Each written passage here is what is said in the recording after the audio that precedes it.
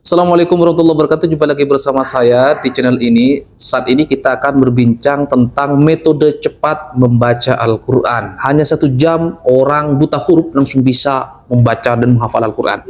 Telah bergabung bersama saya Ustadz Sugiyarto Al-Hafidh, Ahmad Sugiyarto Al-Hafidh. Assalamualaikum Ustadz. Waalaikumsalam Ustadz. Gimana kabarnya Ustadz? Alhamdulillah sehat. Antum sehat ya? Alhamdulillah. Di sini sudah jelas pinnya Majelis Ulama Indonesia. Masya Allah. Sudah tidak perlu ditanyakan beliau ini siapa. Yang pasti beliau ini seorang penghafal Al-Quran dan hari ini sedang menggeluti metode pembelajaran Al-Quran. Boleh dijelaskan Ustaz? Baik, sahabat channel Santri Kota, Alhamdulillah saat ini kami memang sedang mengembangkan salah satu metode, yaitu tilawati namanya. Metode cepat belajar membaca Al-Quran. Cepatnya itu Ya. berapa jam? Jadi cepatnya ini bukan berarti cepat 1 jam Ustaz. Iya. Semuanya butuh proses gitu. Tapi kita mempunyai sebuah strategi. Jadi dengan strategi yang kita kembangkan ini sehingga belajar Al-Quran ini terkesan mudah. Gitu. Jadi, banyak orang itu pingin belajar mundur gara-gara merasa kayaknya rumit. ya, karena apa? Karena sistem pembelajarannya atau pengajarnya bahkan mungkin tidak sabar ketika melihat para santri itu tidak lancar membaca. Maka di sini kita mempunyai strategi. Jadi ketika kita belajar Al-Quran, belajar membaca Al-Quran, itu ada dua strategi yang perlu kita pahami. Yang pertama adalah strategi waktu, dan tentunya yang kedua adalah strategi kualitas. Nah, strategi waktu, bagaimana waktu 1,5 tahun kita menyelesaikan 6 jilid Ustaz. Itu dari nol pasti. Dari nol, dari AIU, kemudian dari level 1 itu kita diajarkan bagaimana memahami, membaca huruf hijaiyah yang berharokat fathah, baik yang bersambung ataupun tidak bersambung. Kemudian dikenalkan juga huruf hijaiyah asli, jadi alif, ba, ta, sa, dan seterusnya. Sehingga ketika dia nanti bertemu dengan huruf-huruf muqatta'ah yang di awal-awal surah itu, dia tidak kaget gitu. Maka itu pentingnya diawali dengan huruf hijaiyah di level 1 atau di jilid 1. Kemudian diajarkan juga angka Arab. Angka Arab ini mengenalkan bagaimana dia nanti mengetahui halaman-halaman yang dia sampai atau dia lalui. Kemudian di level 2 itu ada bagaimana diajarkan huruf hijaiyah yang berharokat fathah, kasroh, dhammah, fathatain, kasrotain, dhammatain. Kemudian diajarkan juga bacaan panjang atau disebut istilah dengan mat. Jadi maka bagaimana ketika membaca Al-Quran itu di level 2 konsisten dalam membaca, contoh misalnya di halaman 12 itu di tilawati remaja. Jadi tilawati itu ada tilawati PAUD, tilawati ada kelasnya. Ada ya? kelasnya. Artinya kalau ada orang yang sudah punya bekal dasar membaca Al-Quran bisa langsung mulai akselerasi. Oh, nggak bisa langsung jilid 3, nggak bisa? Bisa. Namanya Bisa. Akselerasi. Oh, program khusus ya? Iya, program khusus. Oke. Jadi nggak harus ketika menggunakan metode tilawati harus dari 0 atau dari jilid 1, enggak. Gitu. Jadi tadi ada bacaan panjang, kemudian dengan tanda-tandanya, ya. Itu di jilid berapa itu? Jilid 2. Jilid 2, oke. Nanti jilid 3 ada pemahaman lebih khusus lagi tentang makharijul huruf. Jadi penekanan itu bagaimana letak-letaknya huruf. Contoh misalnya halqiyah itu ada di tenggorokan, hamzah, ain, ha, hun, kha. Makharijul huruf. Makharijul huruf. Jadi di level 3. Kemudian di situ di level 3 juga diajarkan tingkatan mat yang tadi hanya mat tabi'i. Kemudian di level 2 berarti selain belajar membaca langsung sekaligus makharijul huruf dan tajwidnya. Tajwidnya. Iya. Kemudian di level 3 ini ada mat jaiz, mat wajib. Nah, kita sampaikan di situ. Kemudian sekilas kita lanjut ke level 4. Di level 4 itu diajarkan waqaf.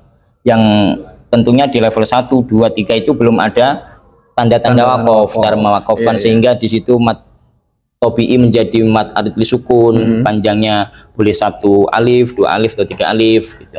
Itu di jilid 4. Nah, kemudian diajarkan huruf muqatta'ah. Bagaimana membaca huruf muqatta'ah? Contoh misalnya membaca kaf ha ya ain shad dan yang lainnya.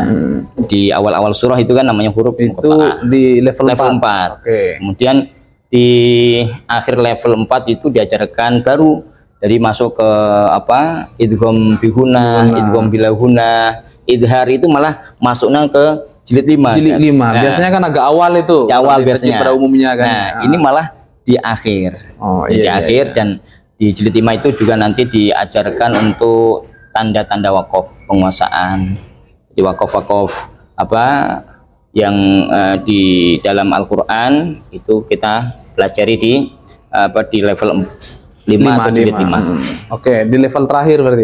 Level terakhir. Itu untuk jadi targetnya 1,5 tahun menyelesaikan itu. Kalau orang sudah menyelesaikan pendidikan selama 1,5 ini, biasanya seperti apa? Membacanya sudah bagus, insya Allah ya, lancar, atau sudah ada bekal hafalan di situ, Ustaz? Ya, di selama 1,5 tahun tentunya kita ajarkan juga di juz 30. Surah pendek ya. Surat pendek. Oke, untuk ukuran usia Ustadz, apakah ini hanya khusus beginner atau anak-anak atau orang dewasa yang telat belajar ngaji bisa juga? Sesuai yang saya sampaikan tadi. Jadi ada mengajarkan PAUD, jilid PAUD tilawat. Dari sisi umur ya? Dari sisi umur, si PAUD. Jadi misalnya PAUD nih, misalnya ini huruf hijaiyah. Jadi kalau kita mengajarkan di tingkat SD atau SMP itu kita tidak menyebutnya dengan ini bacanya, menyebutkannya dengan ini bacanya tentunya.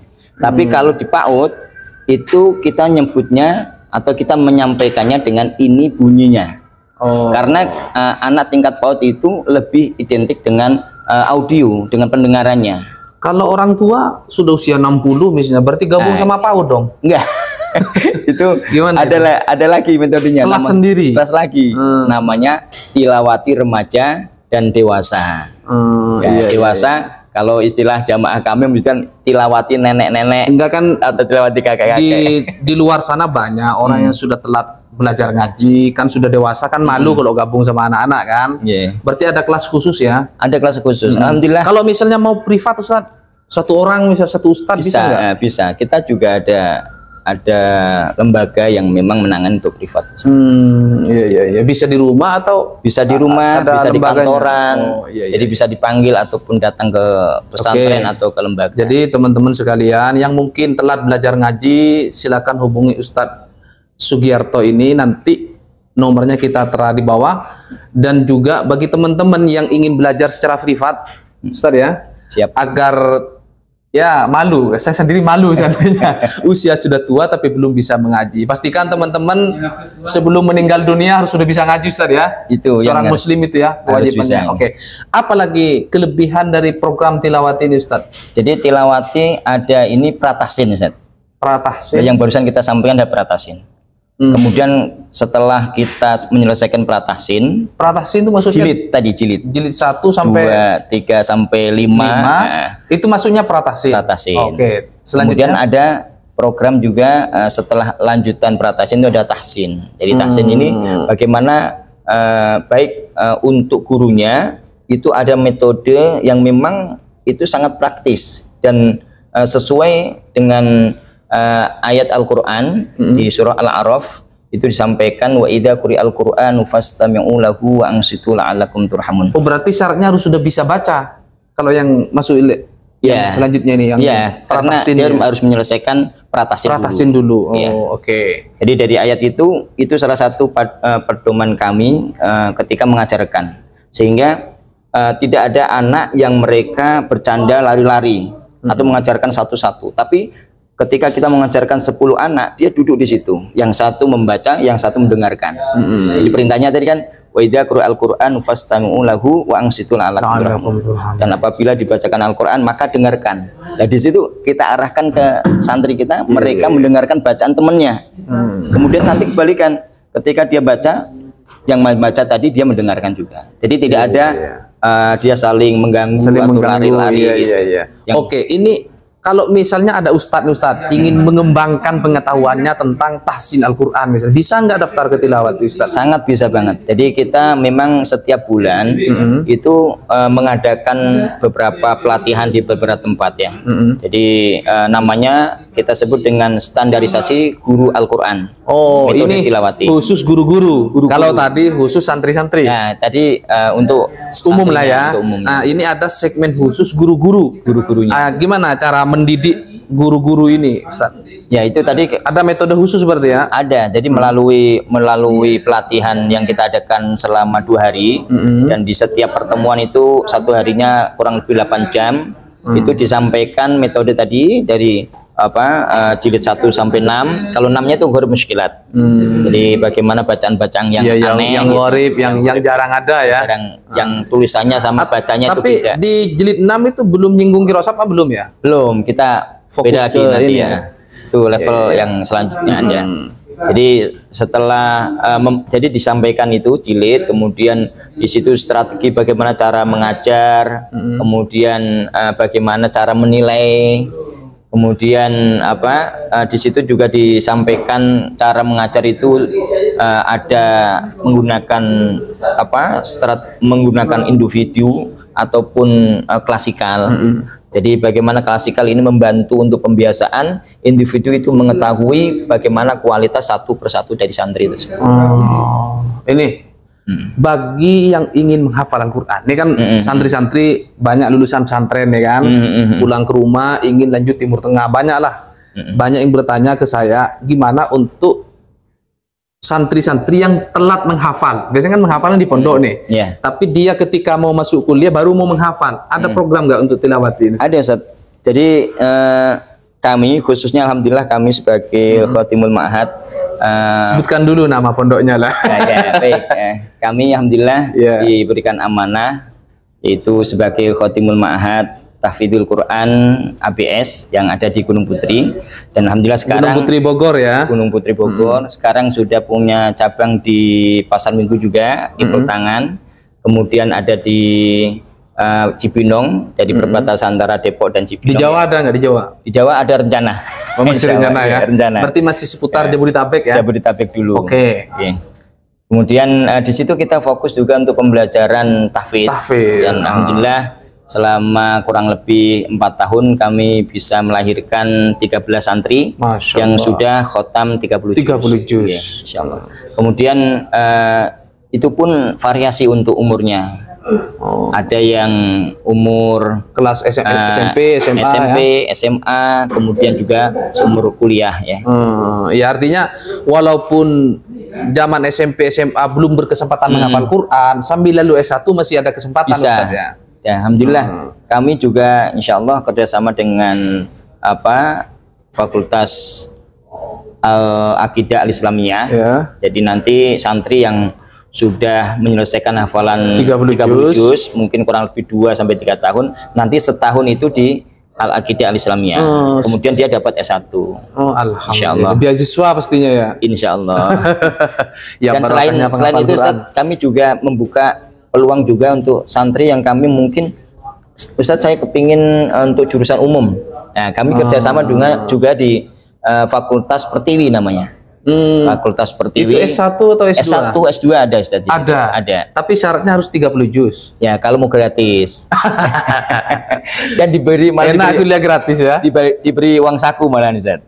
Gitu. Yang penting hafal Quran ya. Sudah 2 santri yang mengikuti program perkuliahan di Pertiwi. Oke, jadi santri-santri di seluruh penjuru Nusantara yang hafal 30 juz jangan berhenti sekolah. Ini ada bocoran nih, gratis ya. Ya, jadi jangan ketika kita selesai 30 juz masih ada. Tapi nanti harus transit dulu di pesantren ABS berarti tentunya.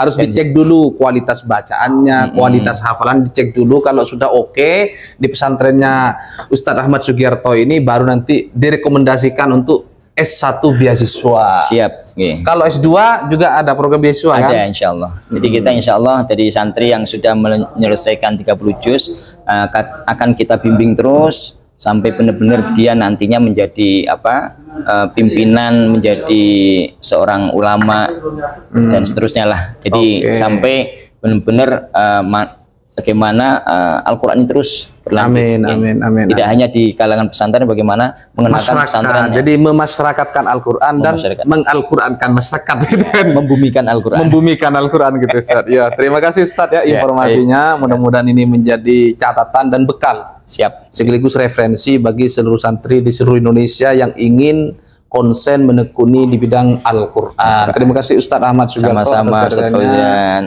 Ini saja yang bisa saya sampaikan. Hadanallahu wa iyyakum ajmain. Assalamualaikum warahmatullahi wabarakatuh. Sampai jumpa.